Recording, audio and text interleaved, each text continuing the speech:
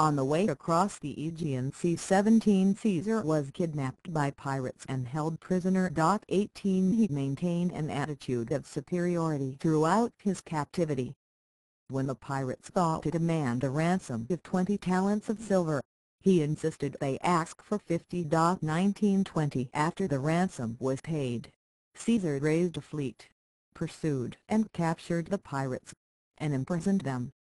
He had them crucified on his own authority, as he had promised while in captivity. 21 A promise the pirates had taken as a joke. As a sign of leniency, he first had their throats cut. He was soon called back into military action in Asia, raising a band of auxiliaries to repel an incursion from the east. Bust of Caesar from the Naples National Archaeological Museum. On his return to Rome, he was elected military tribune, the first step in a political career. He was elected quaestor for 69 BC 22, and during that year he delivered the funeral oration for his aunt Julia. His wife, Cornelia, also died that year. 23 After her funeral, in the spring or early summer of 69 BC, Caesar went to serve his quaestorship in Spain. 24 While there he is said to have encountered a statue of Alexander the Great, and realized with dissatisfaction he was now at an age when Alexander had the world at his feet, while he had achieved comparatively little. On his return in 67 BC 25 he married Pompeia, the granddaughter of Sulla, and whom he later divorced.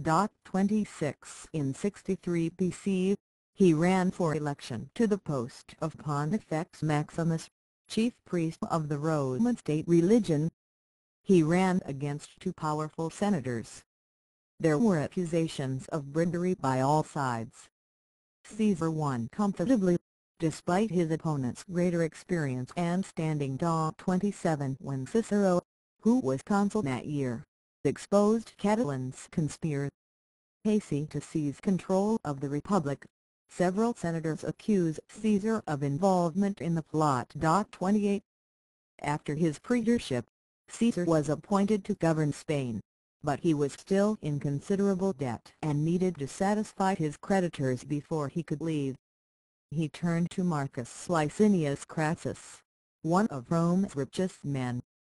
In return for political support in his opposition to the interests of Pompeii, Crassus paid some of Caesar's debts and acted as guarantor for others. Even so, to avoid becoming a private citizen and open to prosecution for his debts, Caesar left for his province before his praetorship had ended. In Spain, he conquered two local tribes and was hailed as emperor by his troops, reformed the law regarding debts, and completed his governorship in high esteem. 29 As emperor, Caesar was entitled to a triumph. However, he also wanted to stand for consul, the most senior magistracy in the Republic. If he were to celebrate a triumph, he would have to remain a soldier and stay outside the city until the ceremony, but to stand for election he would need to lay down his command and enter Rome as a private citizen. He could not do both in the time available. He asked the Senate for permission to stand in absentia, but Cato blocked the proposal. Faced with the choice between a triumph and the consulship, Caesar chose the consulship.